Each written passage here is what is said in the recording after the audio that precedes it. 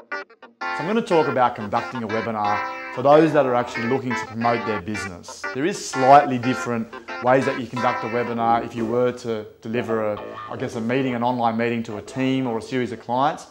And I'll talk about that at a later video, but today I'm going to really talk about preparing, promoting, presenting a webinar to someone that's wanting to get their business or message out there. So look, there are 3 steps when it comes to conducting a webinar. Number 1, we need to prepare the webinar. Number 2, we need to promote the webinar. And number 3, we need to present the webinar. So first step, preparing. Firstly, we need to organise the software that you're going to use to deliver your webinar. Then you need to choose a topic and a series of points to illustrate what your webinar is all about. And this is essential that you get the right topic that talks to your target market. Then you need to set a date for your webinar. Then you need to create a plan on what you're going to do to promote your webinar. I'm coming back to promotion shortly. And then you've finally got to decide what is it that you want from running this webinar. What's your intention? What's your goal from running it? So second step, promotion. It's really important once you've actually set your webinar up that you know how to promote it. It's pointless having a webinar that no one's actually going to attend. So we're going to look at how to actually get your webinar out there so we can get as many people as possible onto the call. The first place to start is actually to your existing list, because you don't know who in your database or your list might be able to forward it on to other people in your target market. Social media is a fantastic way to do it as well. You've got Twitter, Facebook, LinkedIn. There's a number of different social media sites that people, if they like the sound of your webinar, you'll find will also relaunch it to their lists. Public relations is a fantastic tool. You'll find that many people in the media will enjoy promoting your webinar, particularly if it adds value to your target market. There's affiliate programs, we'll talk about those later on, audio and video marketing.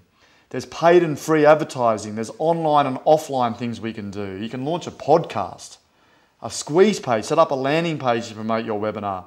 You can market through your website, so you can put up a button on your website and lead people back to the webinar. You can have thank you pages, we can have guest blogging. So as you can see, there's so many different ways that you can use to promote your webinar, but the one key thing you need to note is to have a clear plan of action and a list of strategies that you can follow and implement and give yourself plenty of space and time to promote that webinar, and I know you'll get the numbers on there that you're looking for. So the third step's presents, and it's vital that you learn actually how to run your webinar and present with a lot of passion and a lot of heart to really inspire those people that are joining in on your webinar. Now, if you can get this right, the results you will see from running your webinar can be enormous. And I believe there's 7 clear steps or 7 steps that you can follow. It does take some time and practice to learn these in a lot of depth, but I've really put together this simple little formula for you today with the acronym COUNTRY, which I'll take you through one step at a time. So when you implement this, you will see some incredible results in your webinar. The first step in the formula is C, create connection. You've got 3 seconds to create a connection with your audience. If you get the first part right of your webinar, you'll openly engage them for the rest of your webinar. So it's vital that you create a strong connection. O, openly ask if you can do your thing. You see, there's no point running a webinar if you don't get your audience or your target market at the end taking some form of action. So it's important that you ask right at the front of that webinar that can you have permission to explain what it is that you would like your audience to do at the back end of the webinar. The third step's U. Understand your audience and engage with them. You see, your target audience have a number of problems or a number of things that they want in their life, and it's important if you can understand that and revolve your webinar about talking in their language, not yours. You'll have a much higher chance of keeping them engaged and a much higher chance of getting them to take some form of action at the end if you can do this effectively. The fourth step is N, which is need. You have to establish a need for your product or service. There's no point running a webinar if there's no need for that person to move forward and I guess purchase a product or take that next step that you want them to at the back end of the webinar.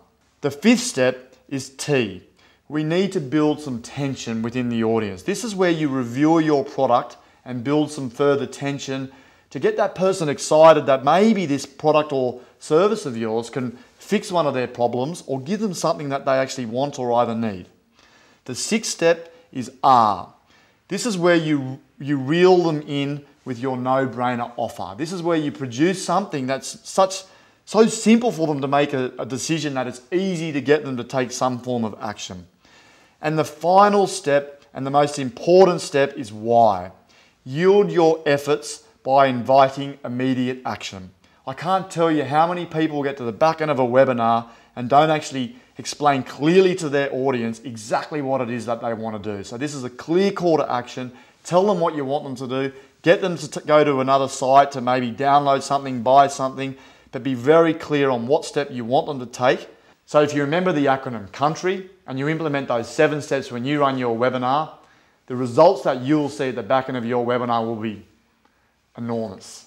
So in conclusion, all you need to remember is those 3 key steps. You need to prepare, you need to promote, and you need to present. And obviously there's a lot more to it than that, but if you want more information and a lot more tips and tricks on running a fantastic webinar, just go to the website below and you can download a free ebook. It's valued at $47 where I pass on a lot of my knowledge and a lot more advice on how you can run a great webinar.